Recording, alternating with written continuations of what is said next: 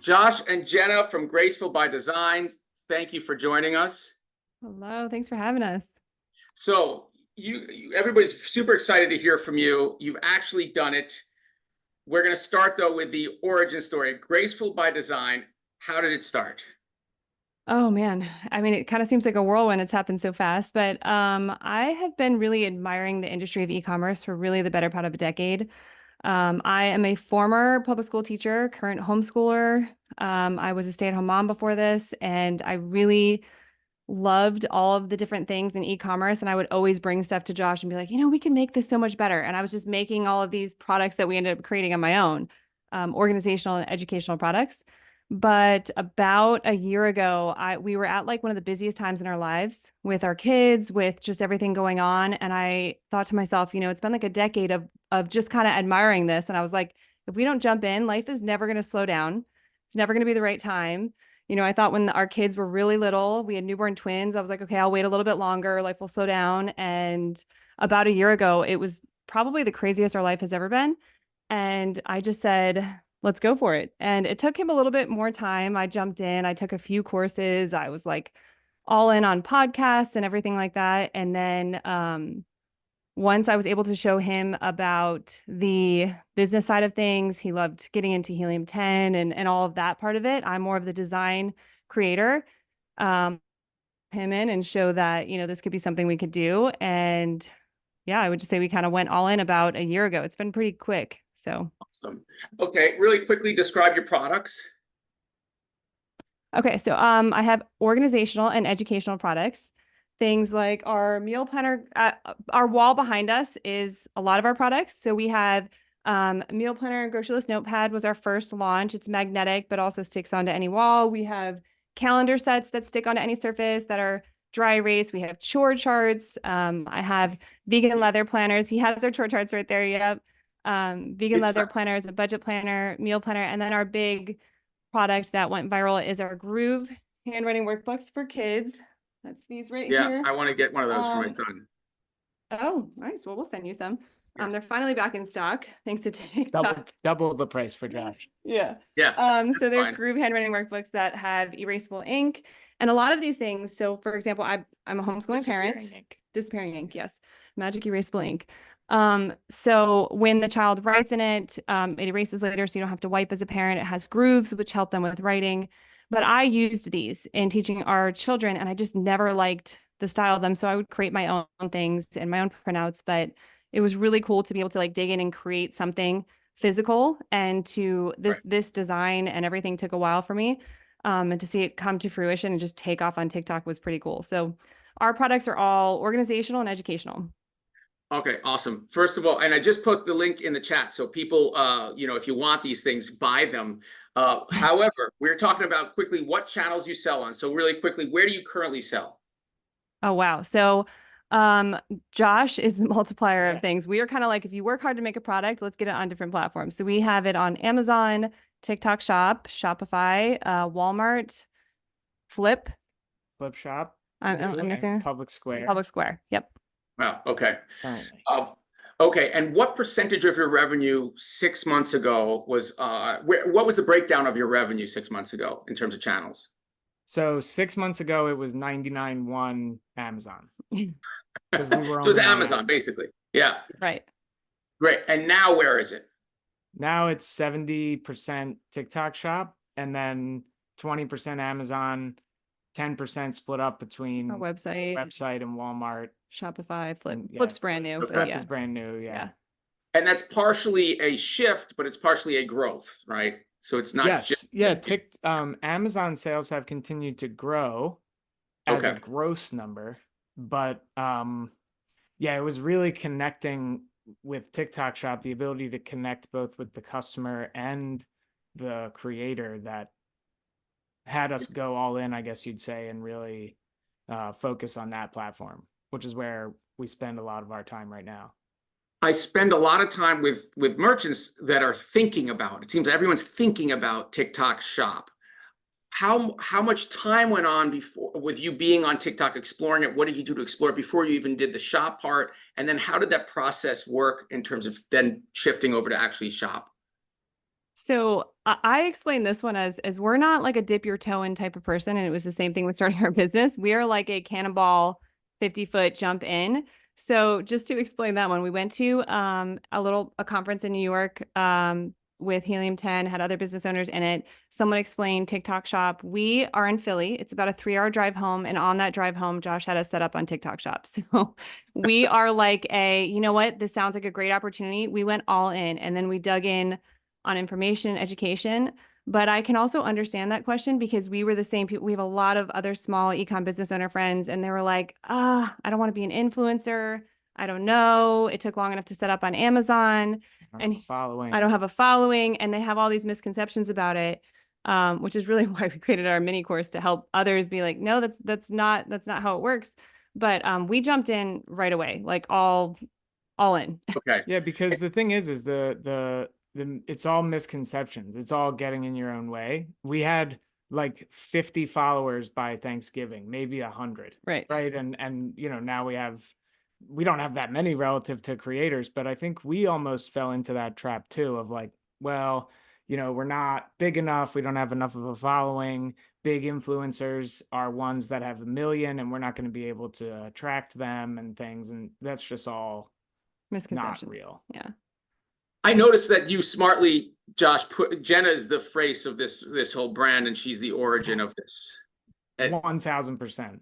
Not that you the wouldn't background. equally be effective, but I will say I've watched some of your videos, Jenna, and even the magnet one, by the way, you answered my question about the way you did it, where you wrote, "Is this a magnet wall behind me?" And instead of just saying it's a magnet wall behind me, and I was like, I don't know if it is. I got to check in, and then you just answered. So posing things as questions, naturally, you've really taken to it. My understanding is that's not necessarily what you thought was your default initially, to be the presenter and the. No, definitely not. But you know what I love about it? I'm definitely not an influencer.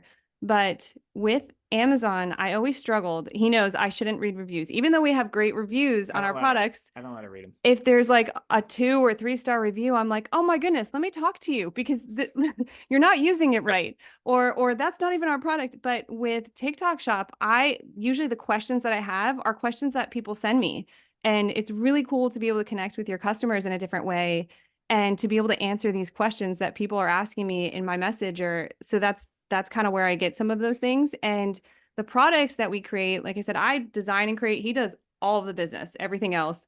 But it's something that I care about, and all of these products were created from, my own experience as a mom and being overwhelmed with life and even with educational stuff. So to be able to connect with people and share why I created things or my story behind it has been fun, even though I'm not an influencer or comfortable typically in front of a camera. I like being able to get the story behind our products out there. Yeah, that's what's great, is that it comes from a genuine desire versus a desire to be an influencer. It's a desire to share the products because they're useful. And how is that different for the layman? How is it different than what you do on Instagram, where you say, well, people can message me there too? Wow. Yeah, that's a great connection point. People don't message me there as much as TikTok. And even though we have more followers on Instagram, and I've been doing that for longer, that route was really different. We had to pay influencers to promote our products, right? A larger fee. And I feel like I know it can be for a lot of people connection points, but because people are actually making the purchase directly off TikTok Shop, people send me more questions. And for some reason interact more. So Instagram is different for me. I understand there are people that have a lot of interaction on Instagram, but I do not compare to TikTok Shop. Okay.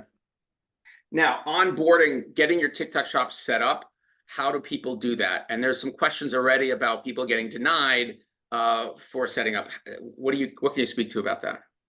All right, so I would say the biggest thing with setting up on TikTok Shop is that it's kind of like one step at a time. So the as long as you do it that way, it's to break it down. Your first one is actually setting up your TikTok. If you have a TikTok, converting it to a business account, which is 2 clicks, just like in Instagram, and then you can open a shop. But you don't even have to be a business to have a TikTok shop.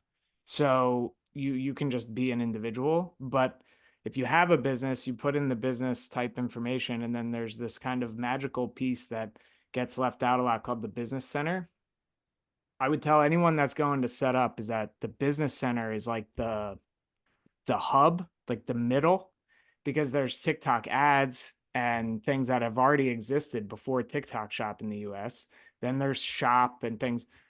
All of that runs through the business center. And so then after you create a TikTok account, make sure it's a business account.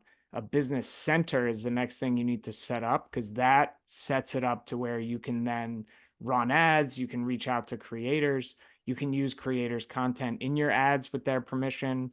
That's really kind of like the steps that you have to go through on the TikTok side. And then from a creator standpoint, you have, once you have a product listed, you can do what's called an open collaboration, which is where you offer up your product to other creators, right? So affiliates can log into their affiliate dashboard and see your product and see a commission associated with it. And they can click on it and request a sample or whatever. And then in the target collaboration, you can then go direct to creators looking at metrics like we already saw on the call. That allows you to reach out directly. And so you search for some creators by whatever you want, like target audience or an interest, like kitchen, appliances or something, right? You can reach out really, really targeted, send them an offer to promote your product, offer them a sample, and engage in a conversation. And we have about a 10% response rate in proactive reach outs to creators. So if we reach out to 50 in a day, 5 will respond in some fashion and maybe say that they'll add our product to their showcase, which is like their creators storefront. And then we'll have about 2 out of those 5 that actually create content on one of our products. So that's how I would kind of look at the kind of metrics and how those things work. And do you invest ad spend in TikTok? We do. We did 2 types of campaigns at this point. We ran follower campaigns early on to build the follower base a little bit, because 100 followers wasn't quite what TikTok kind of as a company likes to see. So we invested about $500 since December on followers, and it's usually about 40 cents, 30 to 40 cents a follower, and that kind of builds off itself. And sorry if you didn't want real numbers, but just trying to be yeah, those are great. Those real numbers are great. And then in terms of ads on product ads, like which are called Spark ads. So if a creator creates content and then you boost their content, that's called a Spark ad. You request what's called an ad code from that creator. When you create the ad, you pick your target audience that you want to target, you put in the little Spark code, and it basically boosts their post. You can't make any changes to it whatsoever. It just boosts their post. And since December on that, we've invested about $6,000 in those ads, and our ROAS is about 9. Wow. Okay. Okay. We have some questions also around cost. How much does it cost to pay? Is it you're paying creators, you're paying affiliates? Do they work off of commission alone, or do you have to pay them? How does that all work? Yeah. So the ones that some require or request an upfront fee, we have we really focused on in the open collaboration where kind of anyone can promote your product. We did a 15% or 10% rate that we offered as commission. And then in the target collaboration, we would usually go at least 20. And that percentage is off the amount the customer pays after any sales or discounts that TikTok Shop offers them. So that's what we feel is a good commission percentage. But that was, again, while we were trying to get our brand out there.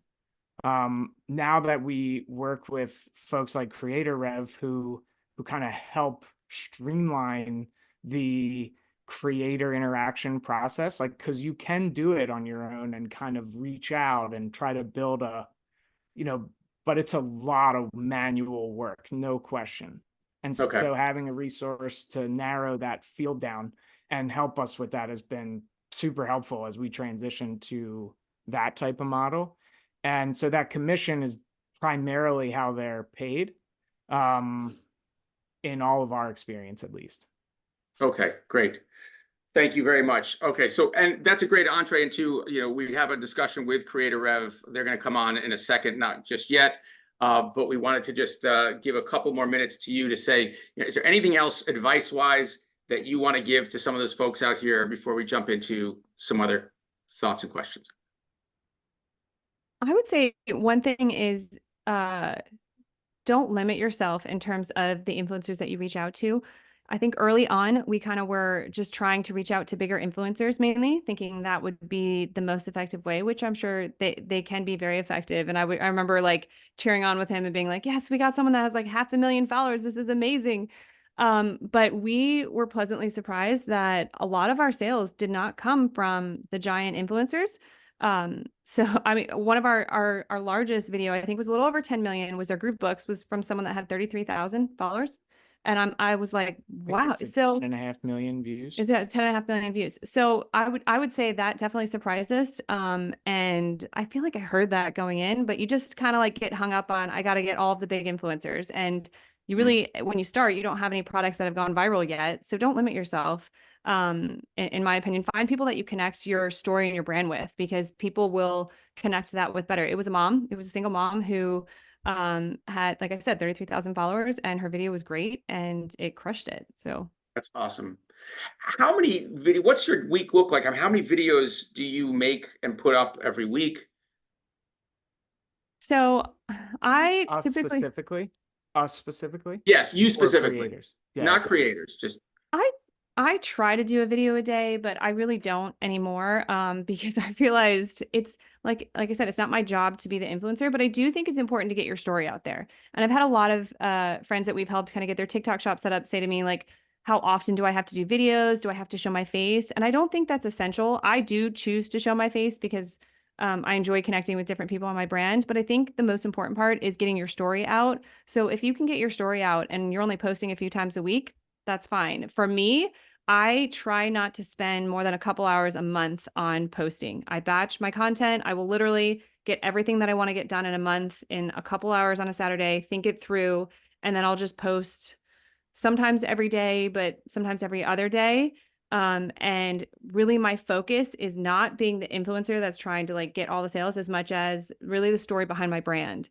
And I think that's the cool thing about TikTok Shop, that you can do that here, right? You can't do that anywhere else yourself. Get your story out in your brand. Josh, Jenna, Graceful by Design, thank you very much for joining us, and we will see you out there on Thank TikTok. you. Thanks, Thanks for Josh. having us. Appreciate it.